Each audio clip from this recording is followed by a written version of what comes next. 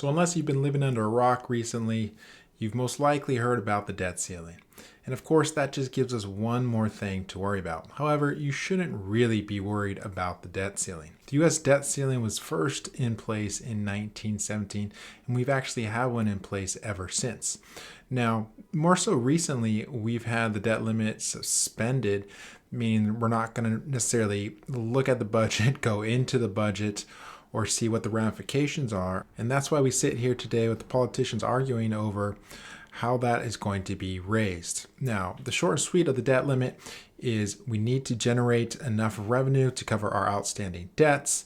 And in order for us to spend money for at least government purposes, we have self-imposed our own budget. So we are one of the 4 nations of the developed world that have created a debt ceiling or debt limit. And again, what that means is that we've created a budget for ourselves. Because it's self-imposed, there aren't too many ramifications other than we need to constantly increase it if we are set to overspend. And what this actually means in reality is that it just creates more of this turmoil almost every single year, it seems like, for some kind of political deal to be done in order for that limit to be raised. As you can see in this chart, the debt limit is continually being raised upwards to $31.4 trillion. But of course, the biggest factor and the most concerning factor that has market participants extremely worried is the fact that if the ceiling is not raised, then what will that do to the U.S. credit? Back in 2011, the U.S. credit actually got downgraded. This means that it increased the interest rate because we were not so credit worthy. Right? That's like if you went and applied for a credit card, your interest rate would be set at a certain level depending on your credit score. So in essence, the US does have a credit score, and it is going to help to pay back obligations either cheaper or more expensive.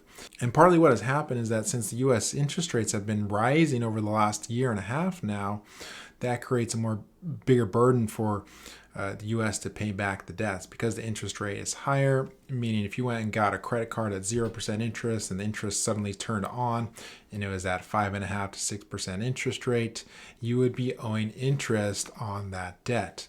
So that is essentially what's happening, at least for now, until they can raise the limits to be able to generate some more cash to pay for the things that need to get paid. Now, of course, one of the talking points is what gets included in this deal because it may impact social programs along with other programs that are near and dear to all the politicians' hearts. However, in most cases, especially more so recently, debt limits, the ceiling has been raised.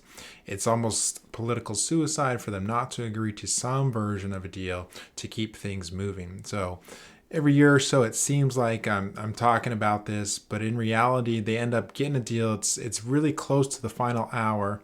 And at least Janet Yellen, the Treasury Secretary, has come out and said that at some point here in the next couple of days, they would reach the limit. So a deal needs to get done soon.